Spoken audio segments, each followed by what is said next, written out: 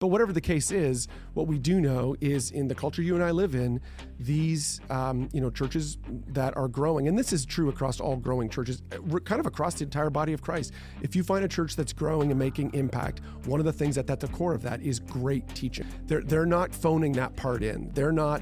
Right. They're spending time, effort, and energy, resources, staff time. They're focusing on it. They're thinking about it. They're wrestling with it. I think the whole strategy has to start with that and has to be built around that. Mm-hmm. We've done this multiple years where we do some sort of church survey around Easter or something like that, and for multiple years we've had it on there like, hey, like what's the primary reason that you come? Right. Teaching, community, kids ministry, worship, whatever, and teaching's always number one. Right. And it's like we just stopped asking the question because it's like, and that's the primary reason. So it's like you can not like that or think there's an issue with that, or you could say, man, that is the primary reason that people are coming. Now let me help my people share that. This is Breaking Barriers, where we help pastors and churches grow so that they can go.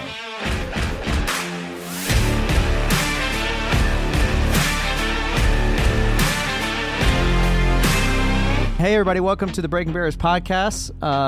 It's Pastor Bobby with you today, and hey, today's going to be a really special episode. We have a guest on with us today, Rich Birch, and I'll introduce him in a second, but let me go ahead and introduce our topic for today. So one of the things that you guys know, if you've listened to the podcast for any amount of time, one of the things that Breaking Barriers is all about is helping you to grow your church, helping you to grow personally so that you could send more people and make a bigger impact in your church. And a lot of times, for some reason, those two things, growing your church and discipleship, those things have kind of been disconnected. Mm-hmm. One of the ways that I often think about it is, when you read the book of Acts, the beginning of Acts is, Peter preaching that sermon and you see thousands of people coming to Christ and getting baptized. And then there's kind of a transition in the text. And now it talks about, and they're meeting daily together, house to house, and breaking bread and being generous with one another, and God's adding to their number day by day. Well, for some reason in the church world, the conference circuit, this thing of like, man, reaching people, growing the church is very disconnected from discipleship. Right. Yeah. And the question I often ask people is, man, those disciples, you see it in the end of Acts chapter 2, where do you think they came from? Right. The only place they can come from is the crowds. They were there. They were in the crowd. Yeah. Right. Absolutely. And so to see all the things that we want to see, people growing in their faith and being on mission, and, like at Mercy Hill, we talk a lot about adoption, foster care, and all these different really amazing things. It's like, man, those stories are going to come from the crowds. Absolutely. And to see more of those stories, 100%, you got to engage more of the crowds. 100%. And so today, that's what we're going to talk about, how to really create that invite culture in your own church. And for me, when I think about invite culture and the power of it, one of the, I think, transitions we've made at Mercy Hill over the last number of years is obviously pastors, want to see more people reached, and, you want to invite people to your church. You want to see more people come in and getting engaged and all of that.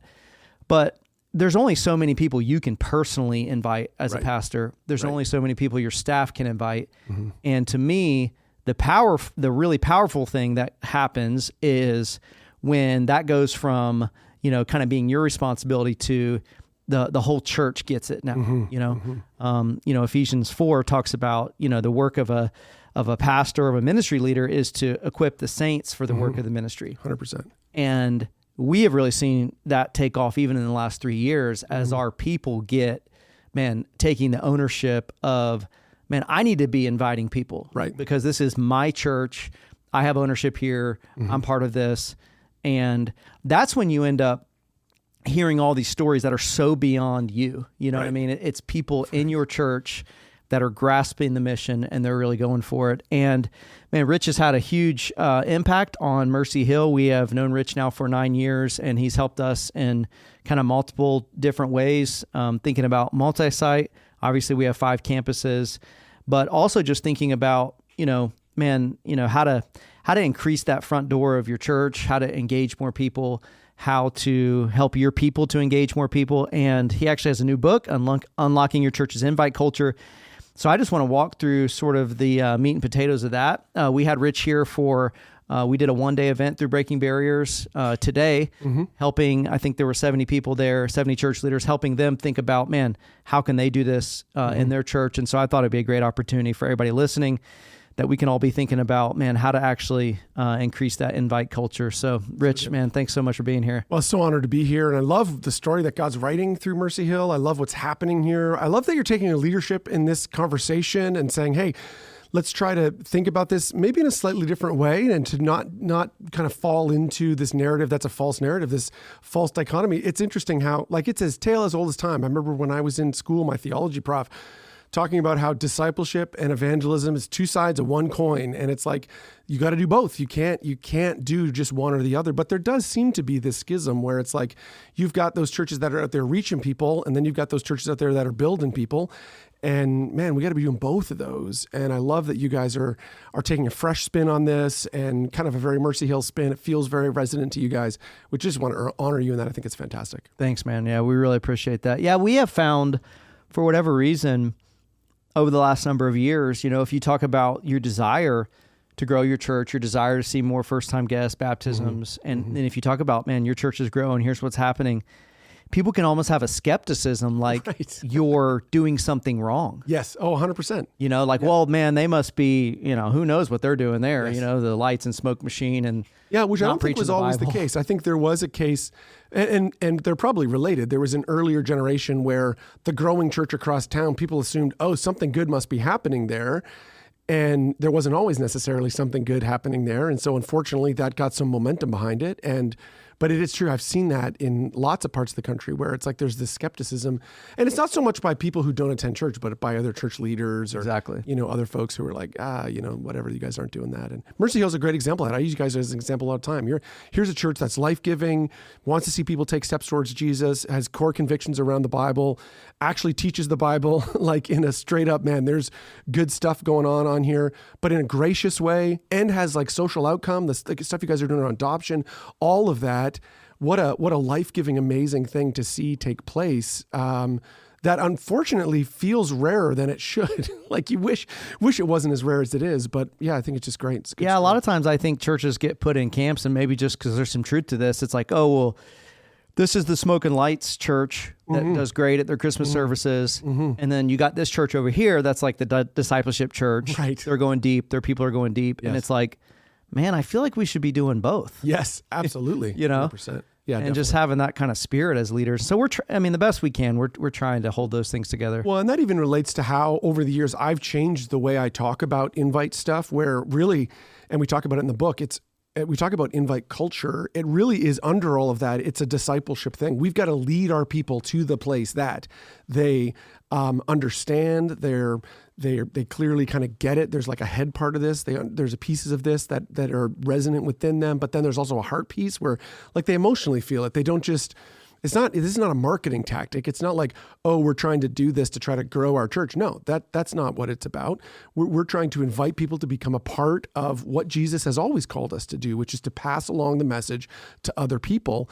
And sure, invite is kind of the language we use around that, but it's not, although there might be kind of marketing things we use and there's maybe word of mouth stuff we talk about in there, the thrust of it underneath of it is ultimately culture. It's about how do we disciple people, move kind of an entire church's approach to thinking about how we reach people. You can just apply tactics and sure, you'll get one response, but what we see is a church like yours that is trying to drive this deep into people's lives. It becomes exponential at that point because it's not just like another thing that we're doing. It's not just like, oh, this is who we are. This is what it means to follow Jesus. It's that kind of change that ultimately sees the kind of impact that a church like yours is having. Yeah, well, I think today will be a great episode. We've had so many people reach out to us and basically say, hey, when I started ministry many years ago, I just had such a desire to reach people and grow the church. And for whatever reason down the line, they started feeling bad about that and making to feel bad about that. And so we've had so many people reach out to say, hey, I'm kind of having an awakening in my life. That's cool. And, that's great. Really going back to thinking about, we need to be thinking about adding people to our church this year. Right. Yes. And so hopefully today's episode, I think will really help with that. Let's go ahead and jump in. I love the kind of simplicity of your book. I think anything that's really well done is very simple, and you can really replicate it. And I'm a simple guy. I mean, we need that to be able to, for people to have handles, to think about stuff. And that's a lot of what we do with Breaking Barriers, try to just like, man, just give me what it actually is. Yes, absolutely. Sometimes people can present stuff in such complexity. Yes. You talk about 5, what do you call them? Gears. I call them gears because there's this idea that they work together. Right. They're interconnected with each other, and they're not. Each of them kind of relate to each other. They kind of provide energy to each other. But there are these kind of 5 practices, or what we say 5 gears, that we see time and again in fast-growing churches. Because the difference between what we've seen is the difference between stuck and stagnant churches and growing churches is growing churches train, equip, and motivate their people to invite their friends. So they don't just. It's like specific tactics that they're taking to do that. They don't just like, well, why do people, what will happen? Will people invite their friends? I don't know. It's like, no, they're thinking about it. They're thinking about, what can we do in order to help our people? And so we train them, we help them with the head part of it. We give them information, we help them think about it. We equip them, we give them tools, whether that's actual physical tools, invite cards, great services that people can invite their friends to, social media, that kind of thing. And then motivate. It's the heart piece.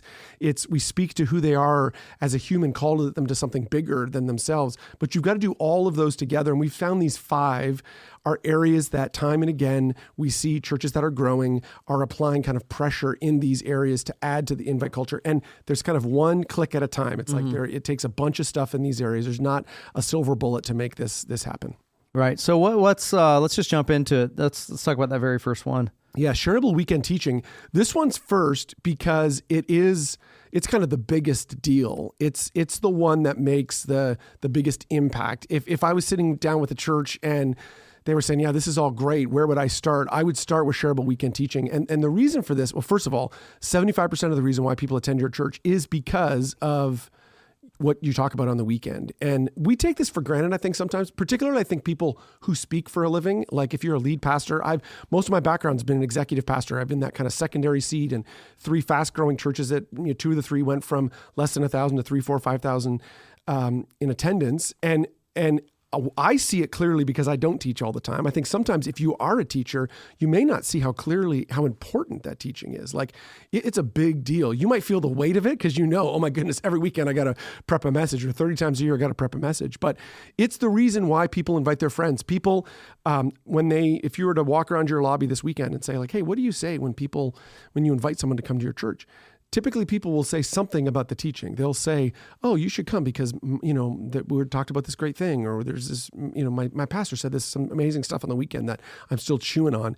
So it's important. But we say shareable weekend teaching because we want to position our teaching in such a way that people will want to talk about it with their friends. And so a simple tactic on this front, and if I'm finishing a message this weekend, sometimes we'll talk about like, okay, coming up next weekend, like maybe you're going verse by verse. And so you peek up over the horizon. Hey, this is where the passage is going next. Or maybe you're more in felt needs. And like this weekend, you're talking about marriage. Next weekend, you're talking about your kids. But we can make the same mistake. We kind of reference to where we're going, but we don't take time to explain to our people why they should invite their friends for next weekend.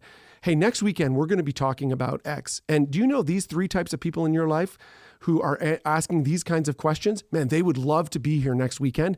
I'd love to encourage you to invite them to come next weekend. You wouldn't believe how many times I talk to pastors or we talk about their messages and I'm like, you just left me hanging. You like, where are we going? It's I'm a person of a certain age, Gen X. And I remember when I was a kid watching the Batman TV show, the original one.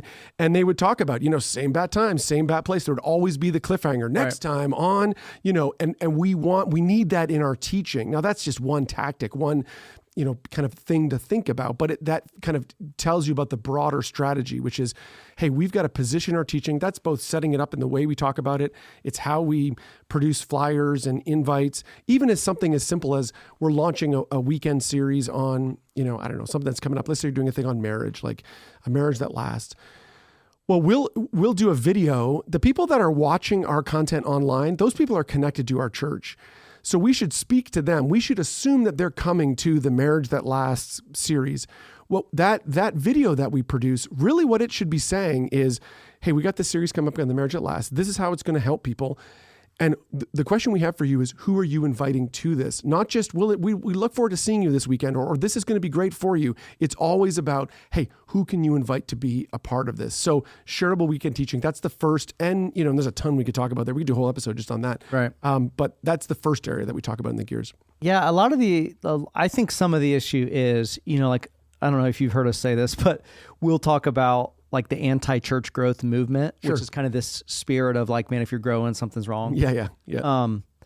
I feel like some of the people that have bought into that, it's kind of this idea of like, well, growing churches have this cult of personality with the main pastor or whatever. And it's like, people don't want it to be true that the preaching is the primary thing that attracts people, because for some reason that feels consumeristic or, whatever it may be. And so I think people try to shy away from that. Right. And it's like, man, if you don't have all this one-on-one evangelism, all this one-on-one discipleship, then you're doing something wrong. And it's like, I mean, you just read through the New Testament. A lot of people that are coming to Christ and the crowds, it's through situations where people are standing up and teaching and preaching. 100%. Well, Andrew said this on my podcast, and it's like one of those, when someone says something, they're like, I know that, but the way he said that was just so good. And he was talking about how you read the entire book of Acts, and it's like, it's a preacher in a crowd, right? That is where transformation takes place.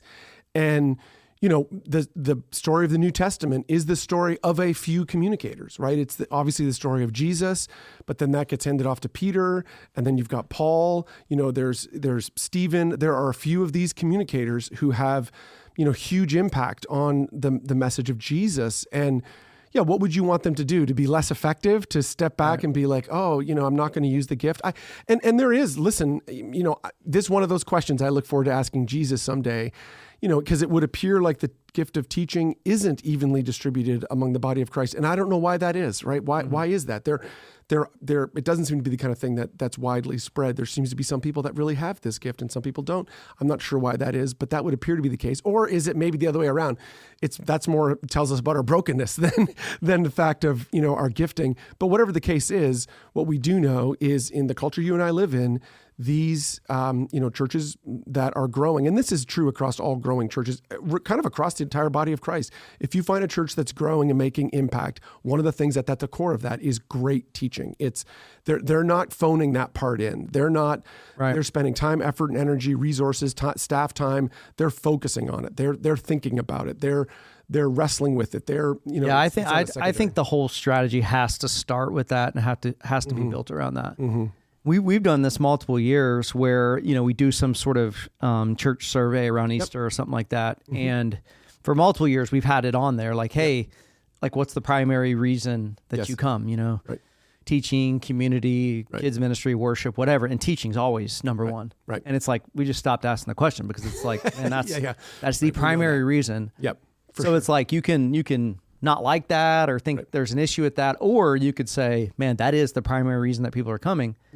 Now let me help my people share that. Yes, absolutely. And that's when I think it begins to really. Yeah, so that's that first kind of gear, shareable weekend teaching, all about, okay, how are we really positioning? Part of it's like mindset, how we think about it, but then tactics around, it's simple stuff around flyers and, people make fun of me because I still love invite cards. Like I'm, all these years later, I'm still like, I think you should be printing invite cards off and handing them out. And you should give away 2 or 3 at a time. You should get volunteers in to package them up into bundles of 2 or 3 because you're, subconsciously saying to people, no, we want you to invite 2 or 3 people. It's not about inviting one person. I know that not all those end up in the gifts in the hands of friends, but it's a physical artifact to reinforce to people, hey, we want you to invite people. It's important stuff that's coming up. Yeah, so the second one that you list is eventful big days. And I just want to thank you because we actually use the language big days at Mercy Hill. I'm assuming we got that from you. I honestly don't remember probably how that started or how it came up, but I think this goes back to some of the anti-church growth stuff. I mean, some people don't want this to be true, that their church should double or triple around Christmas or Easter or whatever. It feels consumeristic or whatever it may be. But I'll just say, and I thank you for putting so much good stuff out there. When we put more of an emphasis on this, we directly saw a 1-to-1 kind of result. Right. That's great. Somebody challenged us a bunch of years ago. They heard about what our Easter attendance was, and they basically just said, hey, it should be higher than that. You know, I mean, I think he could just see, man, a church like yours, like I'm hearing, you know, you guys are saying, oh, you know, attendance goes up by 10% on Easter or 15%. He was like, no, it should be like doubling. Yep, 100%. So talk a little bit about that. Yeah, eventful big days. There are, 3 or 4 days a year that in most churches, 2 things happen. One, your people are more likely to invite their friends, and their friends are more likely to attend. Now think about that. If our church grows because people invite their friends, and there's a few days during the year where your people are more likely to invite their friends, and your people are more likely to have a positive experience when you do that, well, good night. We want to focus our energy ensuring that people are actually inviting on those days, because we know there's some stats that show that only 2% of Christians have invite in any given year. So there's if it's a radical minority of people. And whether that's true or not, there's lots of ways to debate that. What we do know is there's a minority of people in our churches that actually invite, even in a thriving church like this. And so if I take the risk as a person who attends my church to go out and to invite, man, I want to make sure that I'm doing that on a day that my friend is most likely to actually come. And so that's some of the kind of interpersonal dynamics that are driving big days. And it makes sense. Some of it gets back to the teaching thing.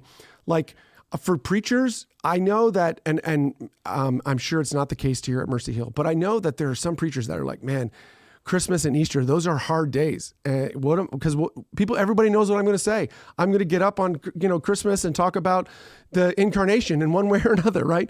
And then on Easter, I for sure am going to get up and preach about the death and resurrection of Jesus. And from a preacher's point of view, they're like, oh gosh, I don't know, man. Is it I wish I could do something different on those days. I want something fresh. But from our guests' point of view and from our people's point of view, the reason why they invite their friends is because they know exactly what you're going to preach on that day. There's no question in their mind. They invite their friends on Christmas because they know exactly what you're going to teach. They invite your friends on Easter because they know exactly where you're going to go. There's a church in one of my favorite churches in Philadelphia, Epic Church. I don't know if you know these guys. Epic stands for every person in the city, which is a great vision. These fantastic. And they do a day, they have a made up big day, literally called Epic Day. And it's in January every year, middle of January. It's kind of the middle of the month. And every year they give away a t-shirt. They give away these Epic shirts, and they're really cool shirts. And they'll say, listen, we're going to present the clearest presentation of the gospel on that day. This is they tell people ahead of time, this is exactly what we're going to preach on. And and people know that's what's going to happen every year. Well, every single year, Epic Day for them is their largest attended day of the year. And some people will say, it's because of t-shirts. You're giving away t-shirts. No. That's a part of it. They do other stuff as well, stuff for kids ministry, all kinds of, they make it eventful. We talk about eventful big days. It needs to feel like, this is something different. This needs to be the kind of thing that I want to invite my friends to. But on the teaching side, people come, or their people are more willing to invite because people know exactly where it's going to go, where it's going to teach. And in fact, that's actually something I would say for upcoming big days for you. If I was in your shoes and I was at your church, one of the things I would do is be very clear in your communication coming up to these big days, exactly where your message is going. If you're going to present the gospel on that day, I would tell people that, let your people know this is the day you want to have your people here. This is the day you want to, these are the kinds of people you want to have here. Usually the weekend or two before these big days, Christmas, Easter, maybe in Mother's Day, some people they're in the middle of January, some people there's a day in the fall, that kind of thing. Usually there's the couple weekends before that, man, there's a great opportunity to have a family conversation about, hey, why do we do Christmas? What does that look like? Why do we do Easter? Why do we make such a big deal about that? And let's talk about that and actually ultimately invite people to invite their friends. So eventful big days, we say eventful because it's not just that we want to basically build as many hooks. I think of it like a fishing analogy. We've put as many hooks in the water. What are some different things we can add to that? And over the years, if people have been criticized my leadership, it's been in the effort to try to do that. And we talked about joking about this at our, at the event we were at earlier today. We did this thing years ago where we had dancing stormtroopers, and it was super goofy and fun. It was a fun element in the service. And we told people we were going to have dancing stormtroopers. And why? Well, because if I can get people to come up for dancing stormtroopers, well, I'll know they'll hear the gospel. I know that there's other parts of the service. Obviously, it's not about the dancing stormtroopers. Right. It's about what gets them in the door. Now, you don't have to do dancing dancing stormtroopers. I understand that there are people that are listening and they're like, that's crazy. I would never do something like that. But what you do need to do is do things on those weekends. And it can be simple stuff, photo booths. It can be, something a little bit different for your kids' ministry. And what you're doing is giving just lots of different things that your people will be more likely. You guys do the special event every year, have done in the past, the special event, even just that kind of thing, going to a new location. It's like, hey, some people don't, and we do that at one of our campuses as well. We rent out an opera house, and there's lots of people who would never be able to go to a show there. They, that you mostly got to pay. Right. We run a free event, our Christmas event there. It feels very Christmassy in that location. That alone makes it an event. It feels like, oh, this is kind of a big deal that's happening here. Yeah, and my experience is, at first when you're really putting a lot of emphasis into these big days, Yep. It's like you're having to tell your people at the church, hey, this is a big deal. Yep. We're going to be able to connect with more people. Yep. You should invite. And then after a couple years of that, I think your people begin to kind of get, Yes. like you don't have to tell them anymore. They understand. Okay, at Mercy Hill, I know they're going to put a lot of emphasis on Christmas. Yep. And we've seen all these amazing things over the last couple of years. We tell stories of people that connected to the church at Christmas. Yes. And how God's used that, and they got baptized and changed their life. And that's when I think it becomes a sort of a cultural thing, Yes. where like for at Mercy Hill last year, I remember we've shared this a couple times, but we had really this was the third year that we'd put a really big emphasis on our Christmas services. Mm-hmm. And it was like after the 3 years, we could feel on social media and stuff like that, people that I don't even know, I see them sharing stuff about, hey, man, here's what my church's doing, come check it out or whatever. And it's like, man, okay, when there's people that I don't even know that's sharing this stuff, right. Now you've begun to get some momentum. Well, the interesting thing, so Christmas, Easter, Mother's Day, again. We do back to school weekend. All of those have broader cultural, right. You're tapping into something that's happening in the broader culture. And right. Isn't it interesting? It's interesting to me. Interesting, maybe more strange to me, that churches are resistant to that. Like we're right. recording this here a week after Starbucks started with the red cups. And like Starbucks rolls out the red cups on the second Tuesday of November. Every year they do that. Every second Tuesday of November, they roll out the red cups. I know a lot of worship people that resist wanting to do Christmas music. They're like, I don't want to sing Christmas music, blah, blah, blah, Christmas music. And I'm like, listen, they turned on Christmas music over at Starbucks. They're not doing that because they love Jesus. They're doing that because they're trying to sell more coffee. Mm-hmm. And if they can do it over there, why can't we start singing Christmas music a couple weeks earlier than we normally would do? Why can't we start to build kind of momentum towards Christmas rather than, it's almost like in our culture, in our church cultures, we like roll our eyes at like, oh my goodness, it's Christmas. I'm like, hey, this is about the birth of Jesus here. Like this is a big deal. But we can miss that. We can miss the opportunity that's right in front of us. And it's the same with Easter. People are like, oh, I don't want to be, it's all about, chocolate and Easter bunnies and all that. I'm like, okay, well, they're talking about Easter. Why don't we give them an alternative? Let's kind of, go with that and lean in on that. Or, it hasn't been our case. For years, we used to say we ain't your mama's church. And turns out when you say for a long time, we ain't your mama's church, turns out you don't have great Mother's Day attendance.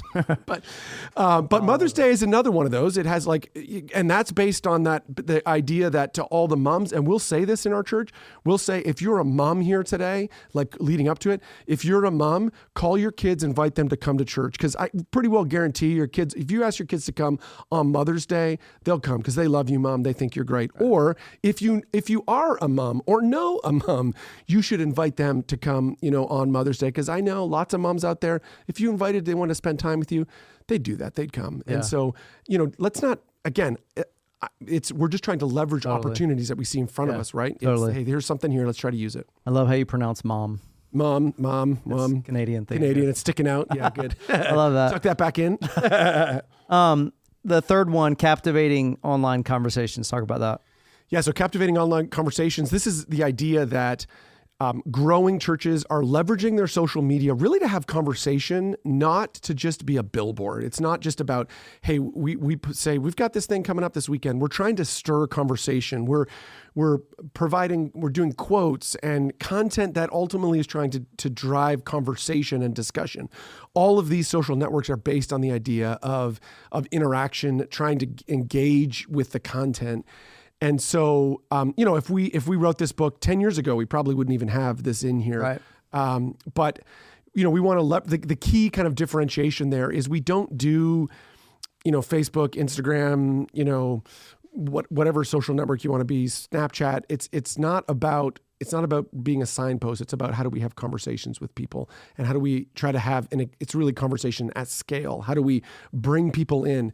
And there are a lot of, lead pastors out there that resist social media because they rightfully so see the danger it's done in people's lives. And so they make which is a fair kind of conclusion. They're like, we're not getting involved in that stuff because, it's damaging people's lives. Well, we're still seeing Facebook, which everybody looks at and says like, oh, that's such an old network.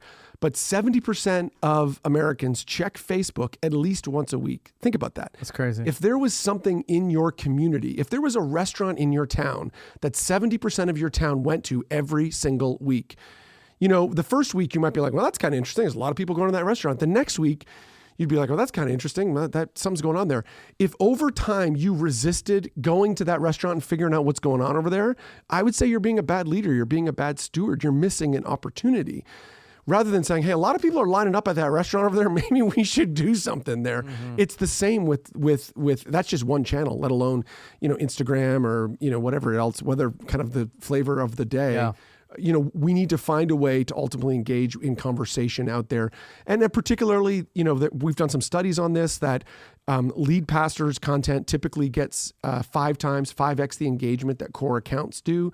And so there's a whole conversation. That's something we could explore if you're interested, that really lead pastors particularly should be leveraging their own personal networks, their own social network, profiles to try to drive invite. So it's not don't just let the church talk about, hey, we've got this thing coming up. It's like you should be on your, and Hopper does this. I'll see him do this, sitting on his back porch. Hey, we got this thing coming up. We should be leveraging that to try to drive ultimately, it's the drive time content. There's churches that will do literally it'll be a podcast or a video feed that'll be like, hey, well, on the weekend we talked about this, but there's some other stuff we didn't get a chance to talk about. It's leveraging that kind of content to ultimately have conversations. Yeah, I have found, because when we ask people like first time guests at Mercy Hill, how'd you hear about Mercy Hill? We give them some options. The vast majority, 90%, is some sort of word of mouth. Yep. But what social media does, in my experience, is it kind of scales that word of mouth. Yes. 100%. It's still word of mouth. Someone may check word of mouth. Yes. But they may have saw something on social media where you're like, hey, this message from my pastor, or hey, this thing at my church, or whatever. Yeah, and they're tools, right? Like they're another invite tool in the belt. Like it's another each one of these. And I think we've got to train people on this stuff. It's like we will email our people. Or a good practice for your listeners would be, okay, so we release, let's say we're going into a series and we release 3 or 4 different kind of pieces of social content. Get whoever the nerdy people are in your church that look at that stuff. They'll tell you which one of these is getting the best traction. Then what we'll do is we'll email our list and say, hey, can you comment, and share on this post, please? Send this to people. Actually train them. That's the training part. This is a way you can invite people.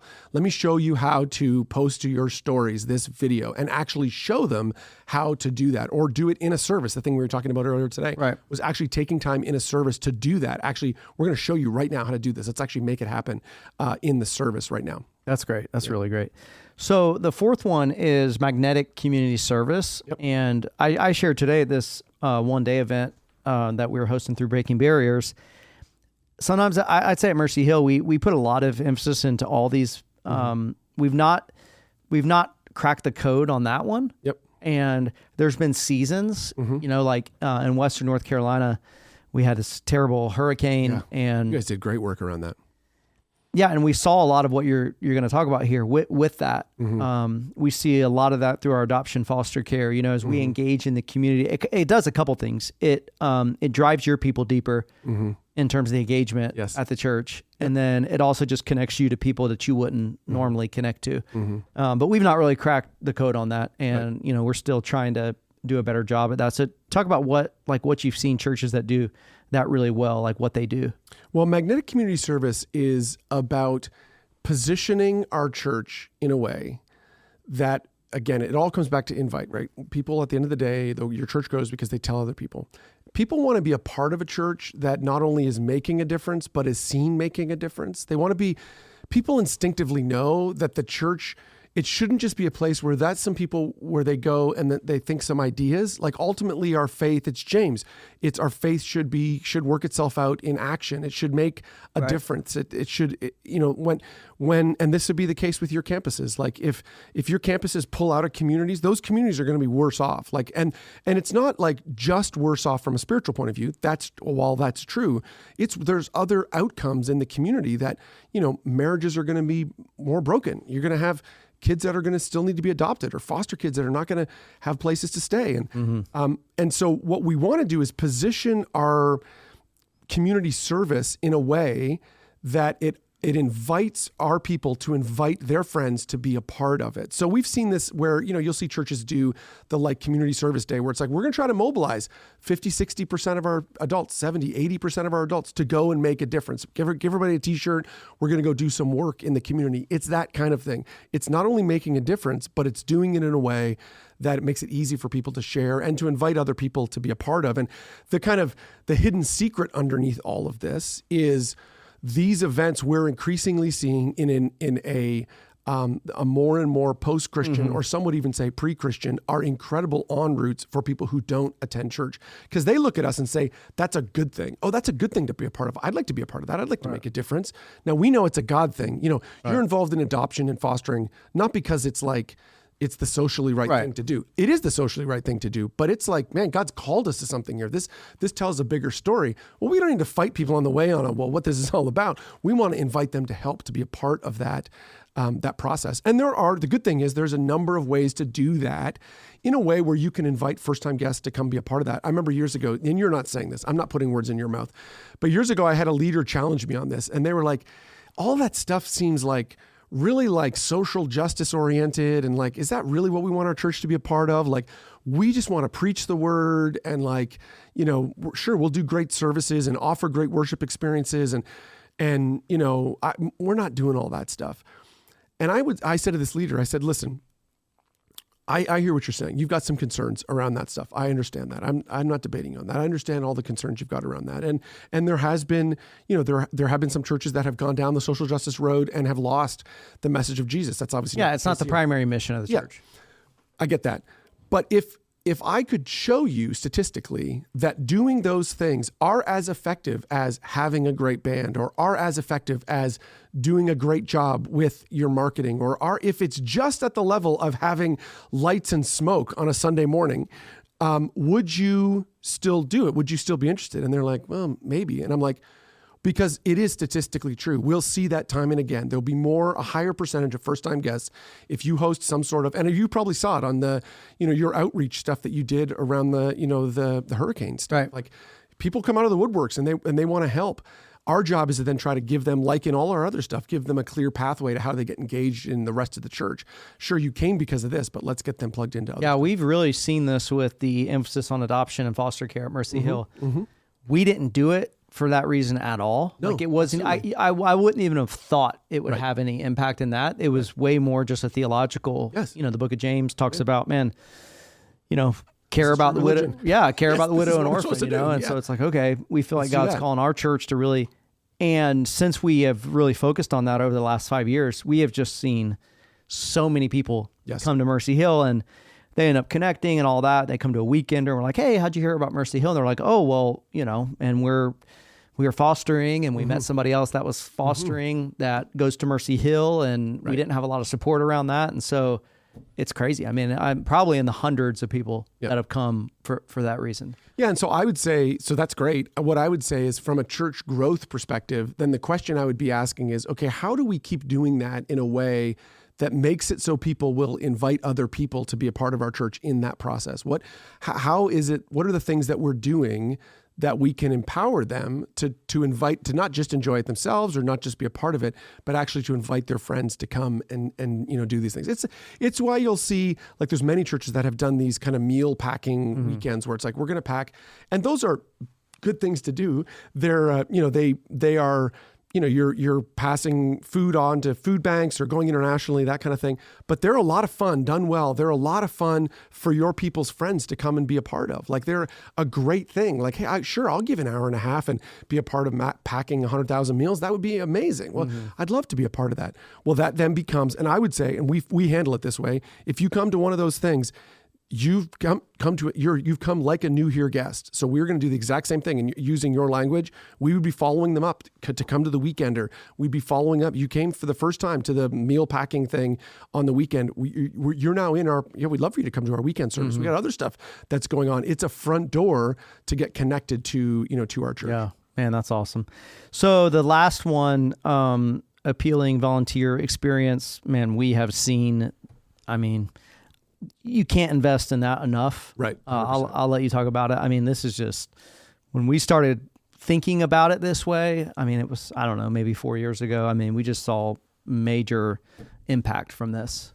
Yeah. The aha moment here is, and this one was late coming as I've been kind of working through church growth stuff and thinking about it and talking to churches that are growing and what are the actual dynamics there. And you referenced this earlier kindly, we've had a chance to talk about multi-site in the past. And like for a long time, I talked to churches about multi-site but never really stepped back and said like, what's actually happening here from a church growth point of view? But here's the insight. Volunteer growth precedes attendance growth. So it's actually a leading measure, not a lag measure. But too many church leaders think of it as a lag measure. It's hard for people to get their minds around this. Yeah.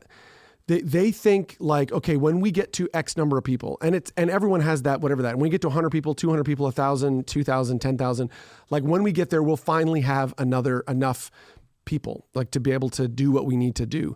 But it's actually the other way around. First, what we need to do is mobilize the people who are in the fringe of our church, get them out of the stands and into the field, get them on the playing field, and they will be more likely to invite their friends. Think about it at the level of an individual, human. Someone that's not volunteering that then starts volunteering. The work that it does for them to like say, hey, they go from being, I attended, or like I went to Mercy Hill, would be the first way they say it, and then eventually like I attend Mercy Hill. But once they start volunteering, it's like, Mercy Hill is a part of what I am. Like I've got the t-shirt, like I'm on the team. It's my church. Come to my church at Mercy Hill. That kind of transition in someone's life means that they're way more likely to invite their friends.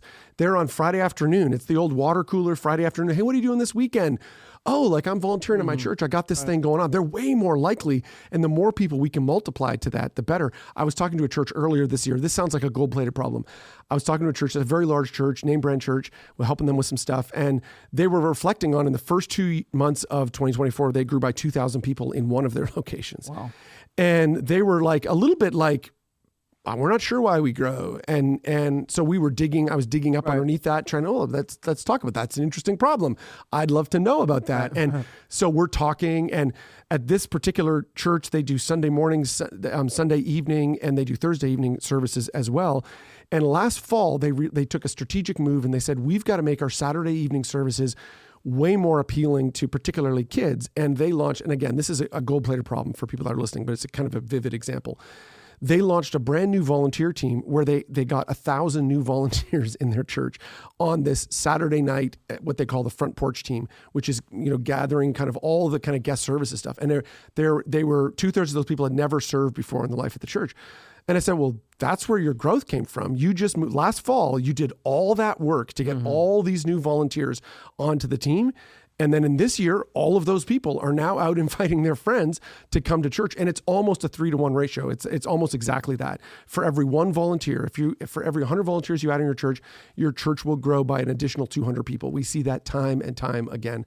That's like an almost bankable, guaranteeable kind of number. For every one volunteer, your church will grow by 2. Down the road that you can release new into volunteering. And we see that all the time in campuses. 100%. It's counterintuitive and it's hard to wrap your mind around, but you just got to kind of believe it. Yes, And, and it's hard work. I get it. It's hard because you've got to get ahead, and it's a lot of, shaking hands and talking to people, and there's a whole strategy around how do we do that.